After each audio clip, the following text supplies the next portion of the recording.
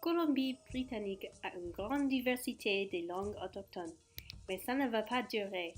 Les experts disent que dans ce siècle, 88 langues autochtones au Canada sont en danger de disparaître. Selon le recensement canadien de 2001, seulement 15% des enfants autochtones du Canada apprennent une langue maternelle autochtone. Et pourquoi est-ce que c'est important? Une partie de ce problème est venue des écoles résidentielles et les autochtones ont besoin d'une façon de reconnecter avec leur langue et culture.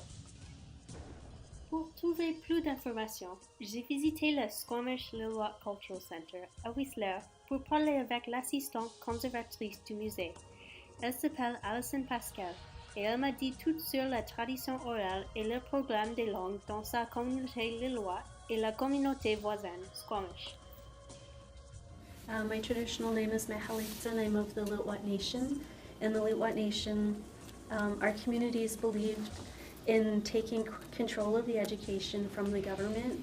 So in 1985, we opened up our own school. It's called the Hiklolo Community School.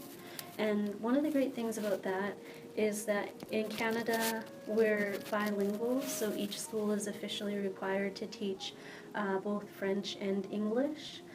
But in our school, instead of teaching French as a second language, they can teach Ukwamich. So each child, it's grade 1 to grade 12. So each child takes lessons as they go throughout school. And about 10 to 15 years ago, they opened up an immersion program. So it's from kindergarten, I believe, to grade 2 in the Lil'wat Nation, because the immersion program wasn't successful, partly because their parents didn't speak the language, so when they went home, there was nobody for them to practice with. And so we've also had parent night classes so they could understand more about the culture and understand how the language and the culture are tied together. In the Squamish Nation, because they've had a lot of successes, but one of the things they really needed to work on was increasing their Squamish language speakers. They're really low percentage. I think it's 5%. So in Squamish Valley, they only had one fluent speaker left, and it was getting really on the edge.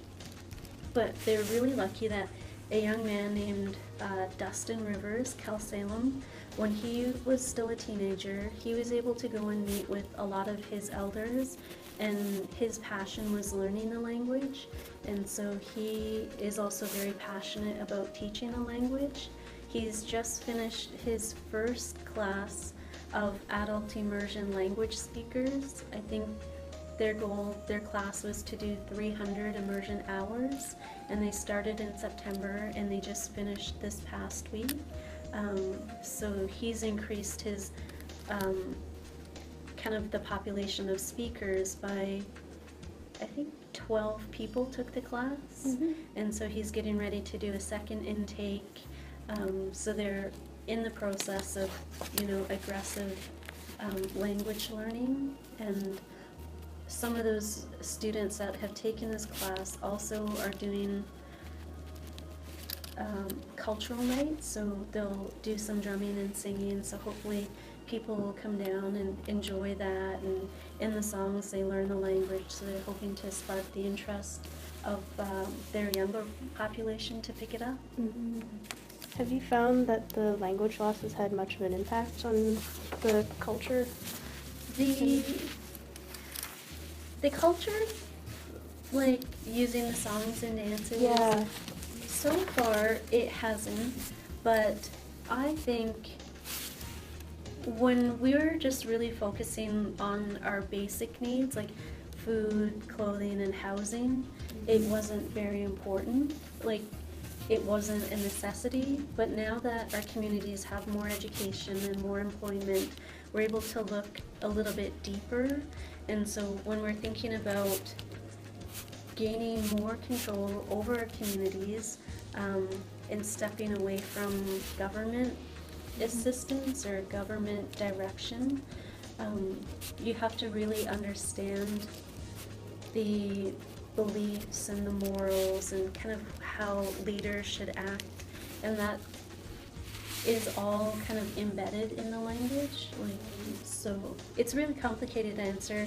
No, it hasn't stopped us from keeping our culture, but learning the language will only assist us to understanding how our ancestors who have passed away viewed the world.